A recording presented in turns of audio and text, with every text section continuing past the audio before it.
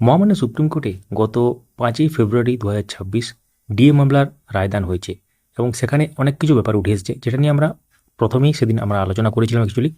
তো ডিএ মামলা সংক্রান্ত ব্যাপারে আদালত অবমাননা মামলা দায়ের হয়েছে সংগ্রামী যৌথ মঞ্চের পক্ষ থেকে। কেস ডিটেল সহকারে আমরা আপনাদের দেখাবো। তার সাথে 5 তারিখে ডিএ মামলার রায়ে কি বলা হয়েছে, উল্লেখযোগ্য পয়েন্টগুলো কী কী, সেগুলো আপনাদের জানা উচিত। একদম টু দ্য পয়েন্ট এই ভিডিওটি হতে চলেছে। সঙ্গে থাকুন, দেখতে থাকুন। অবশ্যই চ্যানেলটিকে সাবস্ক্রাইব করে রাখুন, গুরুত্বপূর্ণ এক্সপ্লেনেশনগুলো তাহলে মিস করবেন না। যারা ফেসবুক থেকে দেখছেন পেজটিকে ফলো করে রাখুন, ভিডিওটি লাইক করে রাখুন এবং হাইপ বলে একটি অপশান আছে, যারা ইউটিউব থেকে দেখছেন হাইপ অপশানটিকে কাজে লাগান, দেখার পর শেয়ার করে দেবেন। শুরু করা যাক।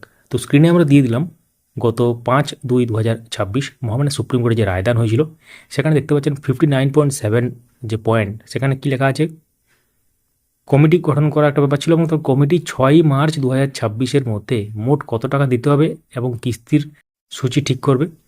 প্রথম কিস্তি পরিশোধ করতে হবে 31 মার্চ 2026 মধ্যে কমিটির নির্ধারণ অনুযায়ী। এরপর রাজ্য সরকারকে স্ট্যাটাস রিপোর্ট দিতে হবে এবং মামলাটি আগামী 15 এপ্রিল 2026 তালিকাভুক্ত থাকবে।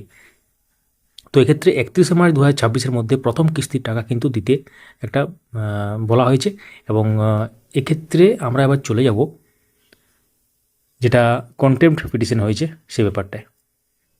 আমরা চলে এলাম অফিসিয়াল ওয়েবসাইট মহামান্য সুপ্রিম কোর্টে। দেখতে পাচ্ছেন ডায়েরি নম্বর 1110/2026 সংগ্রামী যৌথ মঞ্চ versus the state of West Bengal. এটা হচ্ছে কন্টেম্প্ট পিটিশন। তো এটা ফাইল হয়েছে কবে, 19 তারিখে 9:33 PM। কেস নাম্বার দেখতে পাচ্ছেন এখনও পড়েনি, কন্টেম্প্ট পিটিশন এখানে নম্বরটা পড়বে এবং সিএনএ নাম্বার উল্লেখ করা আছে।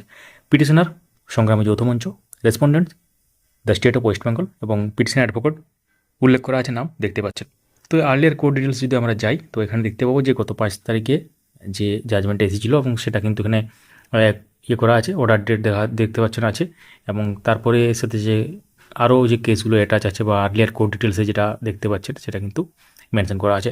তো এই হচ্ছে ব্যাপার। এবং এক্ষেত্রে এই যে ব্যাপার, এটা কিন্তু কন্টেম্প্ট পিটিশন এবং নির্ধারিত সময়ের আগে কিন্তু কন্টেম্প্ট পিটিশন ফাইল করা হয়েছে। তো এটার আপডেট কি, পরবর্তী ক্ষেত্রে কি খবর আসবে সেটা জানার জন্য সঙ্গে থাকুন, ভিডিওটি লাইক করুন, সবার সাথে শেয়ার করুন। ধন্যবাদ। আপনার কি মনে হয় বকেয়া ডিএ সংক্রান্ত যে জাজমেন্ট হয়েছে বা রায় হয়েছে সেটা কোনো যদি মন্তব্য করতে চান লিখতে পারেন এবং ডিএ সংক্রান্ত ব্যাপারেও যদি কোনো প্রশ্ন থাকে সেটাও কিন্তু কমেন্টে লিখতে পারেন।